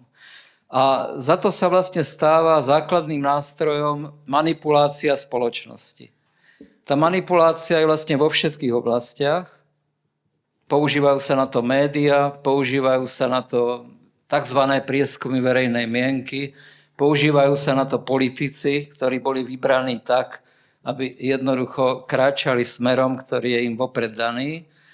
A ja sa pýtam teraz, v takejto situácii vlastne, akým spôsobom môže právo reagovať na vlastne takýto stav spoločnosti a stav, keď záujmy určitých monopolov de facto určujú beh vecí. Samozrejme, jedna možnosť je zmena systému, ale to je strašne dlhodobý a nejasný proces, ale my tu hovoríme o tej časti právnej, môže v tejto situácii a pokiaľ áno, ako môže právo prispieť k tomu, aby aspoň tie dôsledky neboli také zlé, ako sú teraz. Ďakujem veľmi pekne za komentár aj za otázku. Odpoviem na niekoľko vecí, čo tam zaznelo, veľmi zaujímavých. Pokiaľ ide o vývoj západného sveta, ja by som spovedal, že Južná Amerika je v mnohých ohľadoch zaujímavá pre celý svet. Ona tak trochu pôsobí ako laboratórium pre najrôznejšie nové reformy, ktoré sa postupne dostávajú aj do iných krajín. Však aj na Slovensku sme sa učili juhoamerické reformy v oblasti dôchodkového systému, dôchodkového zabezpečenia a mnohé veci, ktoré sa dostávajú do iných krajín sveta, prišli práve z Latinskej Ameriky. Čo sa týka manipulácie jednotlivých oblastí, tak áno, manipulácia to je typické pre rôzne oblasti, ale v trestnom práve je to obzvlášť nebezpečné preto, že trestné právo je to ultima ratio, tým najsilnejším prostriedkom na obmedzovanie základných práv a slobod. V iných odvetviach práva tá manipulácia môže existovať, určite existuje, ale v trestnom práve by to bolo to najhoršie práve kvôli možnosti tých veľmi prísnych sankcií. Čo sa týka Západu a straty pozície, áno, to je jeden z vážnych problémov, na ktorý sa nevie nájsť odpoveď, alebo mnohí hľadajú odpoveď, ako reagovať na tú stratu pozície. Do určitej miery to bude neodvratný proces, do určitej miery je potrebné zmieriť sa s tým, pretože povedzme tá dominancia západného sveta pre väčšinu histórie nebola typická. Väčšinou histórie Západ nebol až tak dominantný, bol jedným z centier, ale nebol až tak dominantným centrom. Čiže možno je to návrat do situácie, ktorá tu v minulosti už opakovane a povedzme po väčšinu histórie bola. Nemožno tomu zabrániť, ale treba sa vysporiadať s tým a snažiť sa v tejto situácii zachrániť pre práva obyvateľov čo najviac. Ako má právo reagovať? To je celkom zaujímavá otázka preto, že čo je to vlastne právo? Niektorí v práve vidia politiku. Právo to je automaticky politika a právo tvoria politici. Čiže právnici právo aplikujú, ale politici ho tvoria. To znamená, že pokiaľ ide o právnikov, ktorí by to právo chceli aplikovať, tak ja myslím, že jedným z takých dôležitých princípov je, aby sa prostredníctvom práva nesnažili nesnažili zmeniť svet. To znamená, že snaha využívať právne inštitúty na to, aby som dosiahol prostredníctvom nich viacej, než je možné, to je veľmi silná ambícia.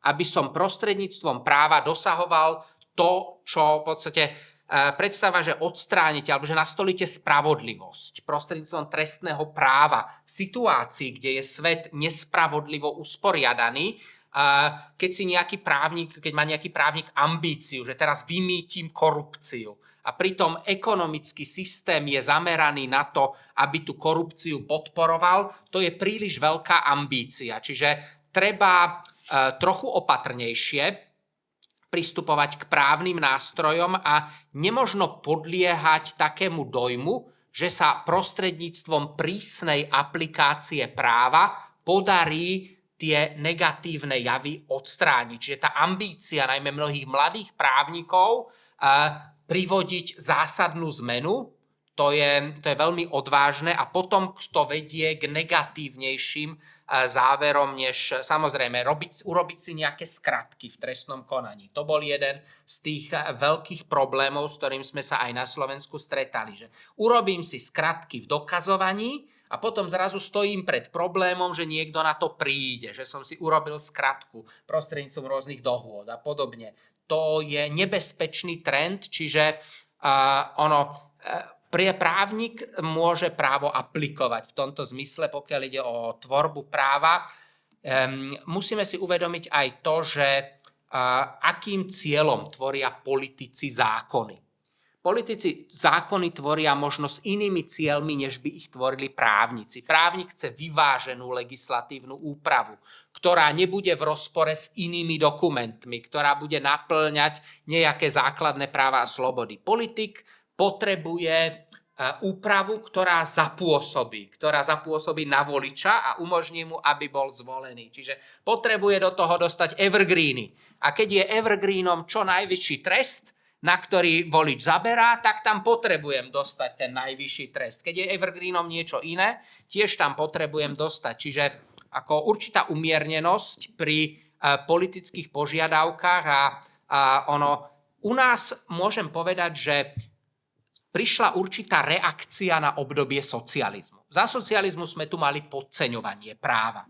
Mysleli sme si, že prostredníctvom práva nemôžeme reagovať na nič, lebo je to nadstavba nad ekonomickou základňou spoločnosti a teda právo má veľmi obmedzené možnosti.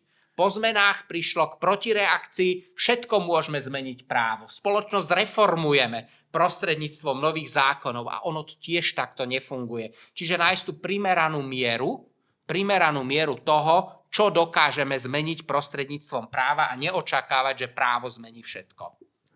To je taká aristotelovská odpoveď, phronenzis, životná múdrosť. Na ňu neexistuje právo ani pravidlá. Iba životná skúsenosť. Ale máme tu otázku z online priestoru. Bolo tam veľa takých kritických poznámok, že sú to jednostranné zovšeobecnenia, ale keď ideme k jadre obsahu otázky, o ktorej sa dá diskutovať, tak skúsim to prečítať. Dobré otázky som už položil. Či Lučanského zabili, či prezidentka myslela na Lučanského vo svojom prejave a či pán prednášajúci hovorí výber negatívneho alebo vedecký, systematický a tak ďalej. Či kajúcnici sú vždy zlý prístup a tak ďalej. Dobre. Je tam niekoľko otázok.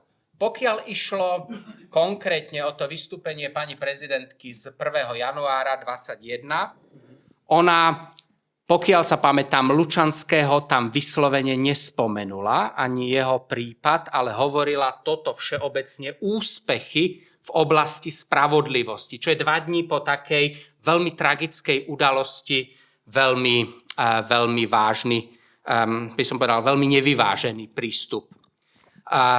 Pokiaľ ide o to, čo sa stalo, na toto ja odpoveď presnú nepoznám. Musím predpokladať, neviem povedať, čo sa stalo. Nemám také informácie, aby som dokázal zhodnotiť, čo sa stalo. Pokiaľ ide o konkrétnu smrť, ako smrť vo väzbe je smrť vždy tragédiou. Pretože pokiaľ ide o väzbu, tam v podstate štát obmedzil jednotlivca a keď ho obmedzil, tak sa nemôže zbaviť zodpovednosti za to, že niekto umrel vo väzbe.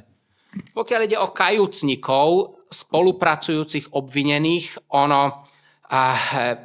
tento inštitút nemusí vždy pôsobiť negatívne, ale veľkým problémom je, pokiaľ sa tento inštitút začne zneužívať. Je to taká dvojsečná zbraň.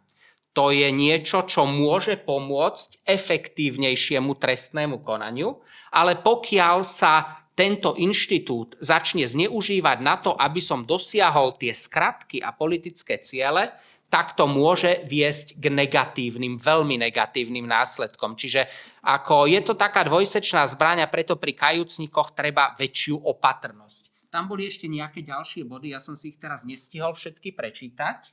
Čo tam bolo? Ten výber negatívneho, či to je všetko, čo sa dá vedecky systematicky o tom hovoriť, alebo či to nie je redukcia na len negatívne príklady. Ono je to tak, že pokiaľ ide o celú problematiku, ja som z nej stihol povedať len malú časť.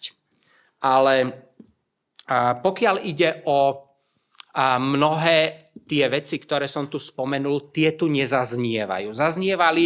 Zvlášť v našej diskusii zaznievali mnohé informácie, ktoré neboli dostatočne vyvážené. Ja by som si vedel samozrejme predstaviť aj mnohé, nazvime to tak, odlišné informácie, ale u nás zaznieval istý čas veľmi jednostranný výsek informácií o trestných konaniach. Čiže keď som v tejto prednáške vznikol dojem, že som spomenul niektoré veci nevyvážene, nemal som dosť času, aby som všetko spomenul, čo som chcel. Aj kvôli tomu som vynechal množstvo ďalších slajdov, ktoré tu zaznievali. Pričom ale v tej Latinskej Amerike tie negatíva, napríklad tá kauza Lava Jatu, to je kauza, ktorá dlhý čas vyznievala veľmi pozitívne.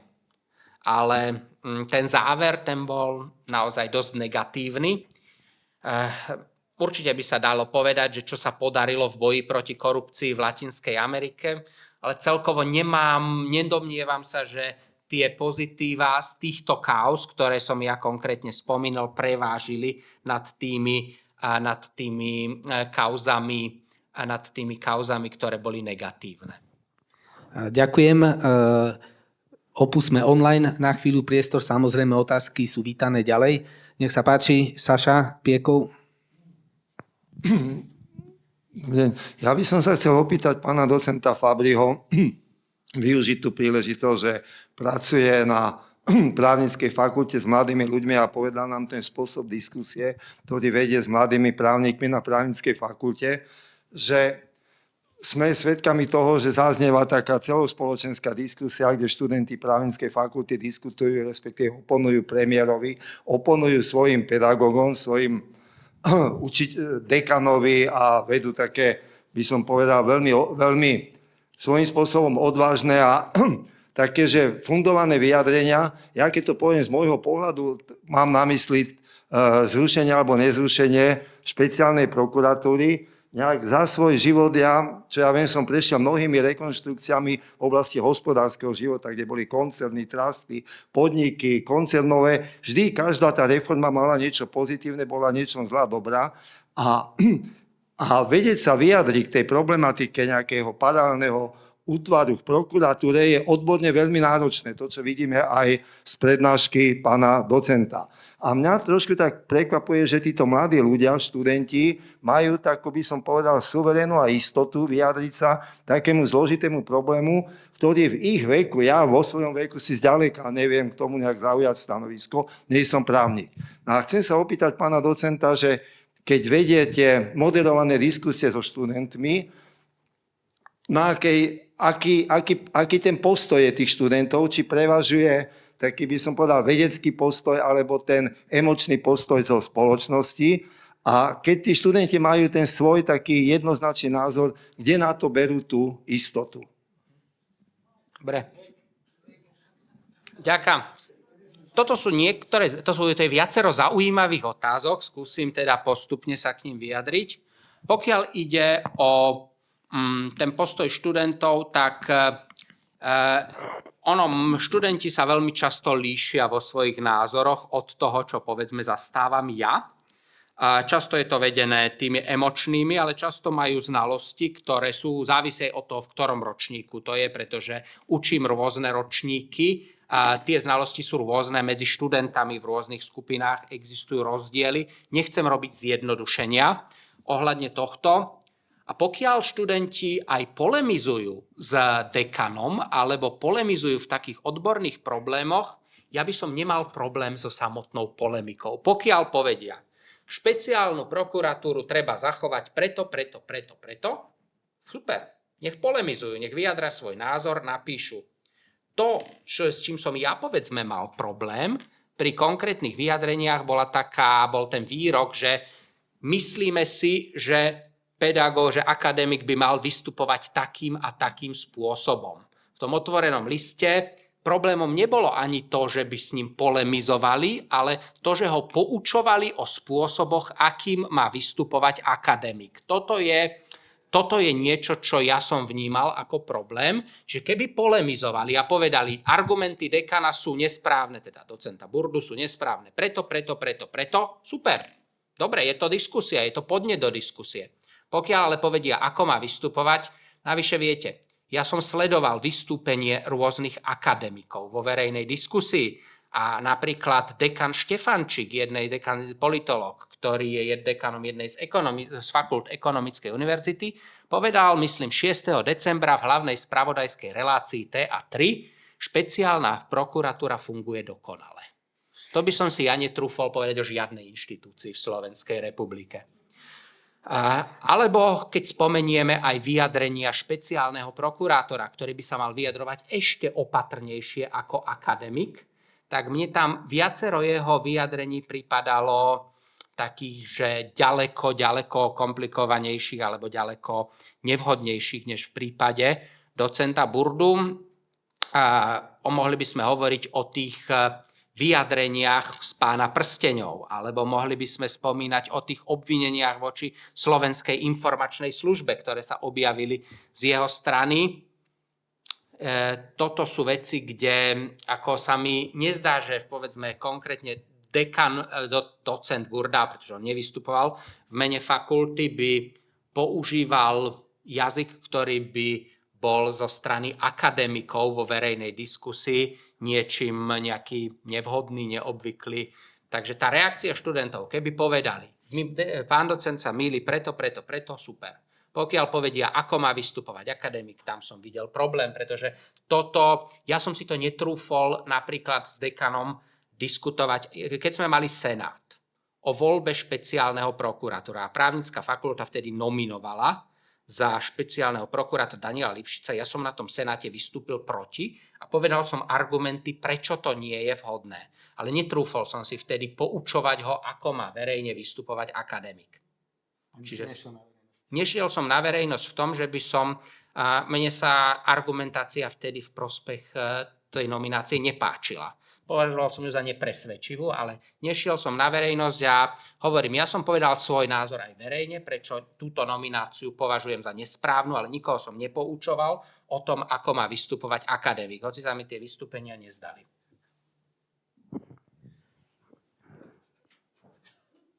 To je úplne posledná otázka, ale ešte pred ňou. Určite predposledná môže zaznieť. Nech sa páči. Profesor Lisi. Ja, ak dovolíš, že budem sedieť, mám problém stále s kolenom. Veľmi sa mi páčila tvoja jednak prednáška, prezentácia, názory. Je to veľmi poučné. Ja som si urobil aj také poznámky, aby som sa ešte vedel k tomu vrátiť, čo si všetko dnes hovoril.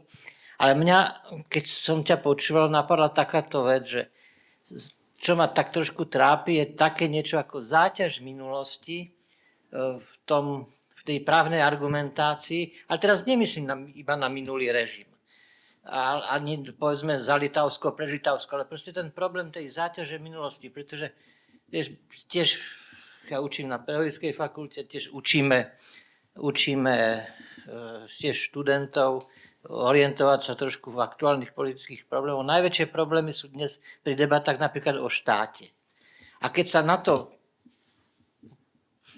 pozriem, povedal by som tak trošku zbližšie, tak čítam argumentáciu takej slávnej školy z Cambridge, ktorá sa tejto téme venuje stáročia. A oni povedia, že dnešný štát zredukovali na takú... A kto bude platiť dlh? Ako odpoveď na to, čo má robiť štát dnes. A to ma tak hlboko urazilo, aby som pravdu povedal, že si potom kladiem otázku, že čo v tejto situácii, keď takéto názory tu zaznievajú z tých renomovaných inštitúcií, ako my na toto máme reagovať. Tak som zvedavý na tvoj pohľad. Neviem, dnes si nebol na diskusii, čo bola Nie. študenti? Aha, ďakujem. Ďakujem pekne. No, opäť veľmi zaujímavý podnet. Veľmi ťažké zodpovedať. Čo sa týka toho trestného práva a redukcie, respektíve takto redukcie štátu v poslednom období, na jednej strane sme svedkami redukcie ústupu z niektorých oblastí a na inej strane sme svedkami, povedzme, nárastu funkcií v oblasti, povedzme, boja proti korupcii, trestného práva. Tam tento trend nie je až tak jednoznačne na ústupe, skôr naopak, štát sa v mnohých krajinách snaží byť čoraz tvrdší pri ochrane vlastníctva, pri ochrane rôznych hodnôt, ktoré určitá skupina považuje za kľúčové, pri iných naopak ustupuje v nejakých sociálnych otázkach, v riešení problémov s dôchodkami a podobne. Štát ustupuje, často mnohé oblasti sa privatizujú. Jasne, štát ustupuje, na druhej strane pri iných oblastiach štát sa posilňuje. Nemínim to ako úplne vhodné, keď sa posilňuje práve v tej oblasti represie. Pretože on dokáže byť skutočne represívny voči slabým, ale voči tým silným, ktorými sú najmä nadnárodné koncerny, rôzne finančné inštitúcie, ktoré pôsobia bez ohľadu na hranice, tam tá sila sa neprejavuje. Čiže tá represia, ktorá sa objavuje, no často ide nesprávnym smerom podľa mňa, ale naopak túto svoju funkciu posilňuje veľmi často. Dobre. Ešte jedna predposledná otázka. Ja si myslím, že budeme pokračovať v neformálnej časti večera pri pohári vína a malom občerstvení. Verím, že pán docent Fabri bude mať ešte chvíľu čas na vaše ďalšie podnety a teraz prichádza záverečná otázka. Nech sa páči, až z posledného radu. Ďakujem pekne. Scherhaufer, moje meno. Ja by som reagoval na tých študentov. Hej. Pokiaľ tí študenti by ozaj predstavili niečo pozitívne, že ako, to by svedčilo o ich dokonalosti, o úrovni vašej vysokej školy, že ste takých dokázali vychovať. To nehovorím o tom, že vy to nedokážete, lenže ten študent, to, že získa vedomosti za tých 5 rokov, to je veľmi málo na to, aby poznal život. On ešte musí niečo odžiť, aby mohol niečo takéto riešiť. To je jak prvá vec. Druhá vec, také odľahčenie. Kajúcnici. Môj sedliacky rozum hovorí jedno. Kajúci by mal dostať dvojnásobný trest ako ten, ktorý to urobil. Pretože on ohovoril kamaráta, s ktorým kradol, alebo ja neviem, čo robil, a zrazu on není vinný, je minusový a on je plusový, sa týka rokov v base. Tak to je ako trošku na odľahčenie. Teraz by som si dovolil pár myšlienok. Pardon.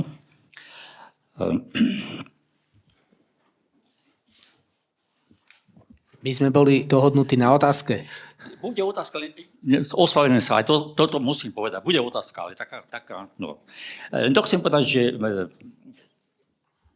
pani Trpišková nás oboznámila s odporúčaniami Európskej únie smerom k právnemu štátu. Áno. A patrilo medzi tým obmedzenie právomoci generálneho prokuratúra, zlepšenie justície, ďalej regulácia lobbingov, zvýšenie bezprecedentnosti novinárov. A tieto veci prakticky vidím, že vláda dala do svojho materiálu, ktorý sa nazýva Akčný plán na posilnenie Slovenskej republiky ako štátu právneho. Takže moja otázka je taká, že či tento dokument, o ktorom počujeme v parlamente pripomienku, ale nie že pripomienku tak, ako by mali študenti, že toto, ale robia obštrukcie, ale o tom nechcem.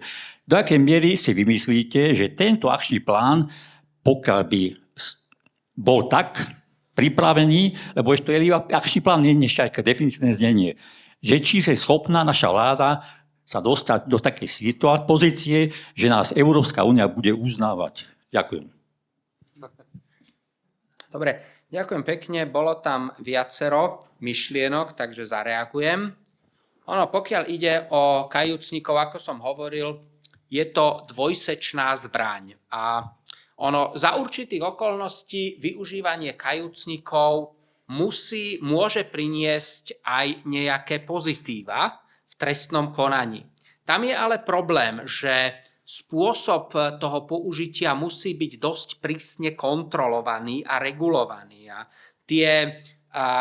niektoré, nazvime to tak, excesy, ktoré sa objavili, to znamená reštart pamäte, ako som spomínal, alebo povedzme to, že nie je jasné, aké všetky výhody dostal kajúcnik, to je problém. Čiže ak kajúcnik, tak musí byť veľmi podrobne regulovaný, musí tam byť nejaká kontrola aj zo strany súdu efektívnejšia, čiže toto považujem za niečo.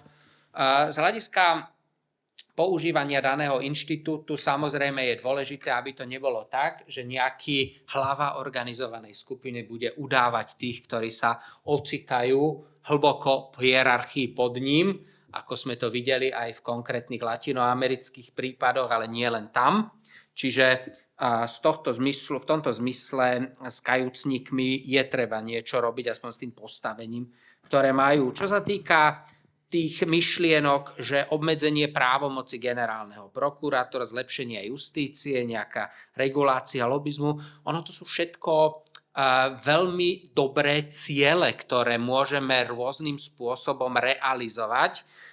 Samozrejme, systém prokuratúry ako také by mohol prejsť rôznymi inováciami, by mohol prejsť rôznymi zmenami, len si musíme si položiť otázku, že čo všetko v tomto prípade povedie k zlepšeniu, či nás Európska únia následne bude uznávať. Tam je otázka, že nakoľko Európska únia má v týchto otázkach názor, ktorý by mal určovať náš legislatívny proces, pretože jednak nakoľko oni majú skúsenosti s aplikáciou konkrétnych inštitútov v praxi. Oni môžu poznať niektoré časti toho celého problému, celej tej problematiky, môžu dať nejaké rady, ale vo všeobecnosti je veľmi ťažké, aby oni poznali dopady jednotlivých inštitútov v praxi. Je otázne, či majú dostatok informácií, aby mohli navrhovať zmeny konkrétnych inštitútov. Tu mám, by som povedal, obavu, že nie je to tak. Pokiaľ nás bude Európska únia kritizovať, ani to nie je problém. Dôležité je to, aby tá kritika bola dostatočne vecná, aby nebola motivovaná nejakými cieľmi, ktoré sú politické, alebo keď chce zlepšenie fungovania právnej štátu, kritika môže byť a teda s kritikou sa môžeme vysporiadať. Čiže keď máme kritický názor, alebo to je základom aj zlepšenia nejakej inštitúcie. Keď počujete kritiku, kritika nie je sama o sebe zlá vec.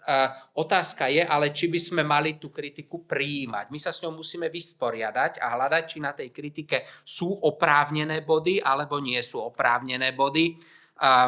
Nie je cieľom to, aby nás Európska únia chválila, pretože Európska únia sama robila mnoho chýb v posledných rokoch. Čiže zjavne nemajú patent na rozum. Ale keď nás kritizujú, príjmeme a vysporiadame sa s tou kritikou. Ak tam je niečo racionálne, áno.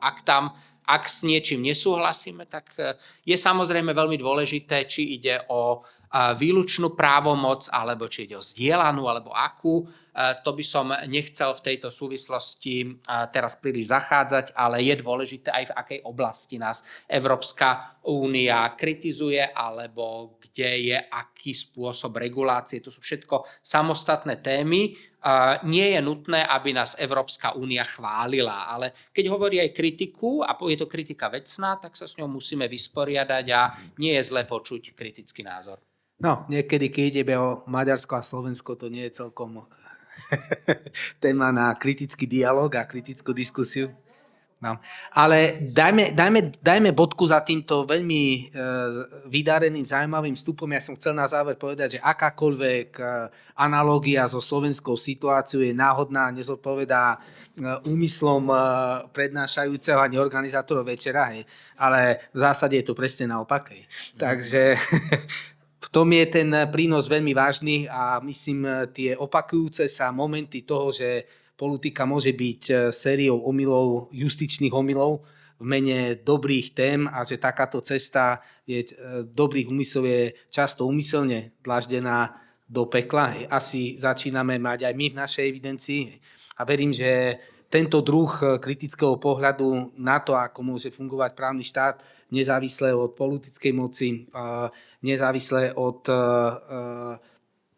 legislatívnej moci, tak, aby tí, ktorí majú mať práva, nebudú 3 roky sedieť v kolúznej väzbe ako ľudia, ktorí nie sú vo výkone trestu, ale ktorí sú len obvinení za niečo, čiže sú v statuse prezumpcie neviny, aby tie 3 roky dostali rozum a vrátili nás do inej reality. Ale to je zase téma na to, aké tresty tvrdšie, mäkšie, komu majú tieto tresty a čomu majú slúžiť, na ktorú si myslím, že pán kolega docent Branislav Fabri bude vedieť nájsť svoje ďalšie vstupy a veľmi zaujímavé a motivujúce odpovede.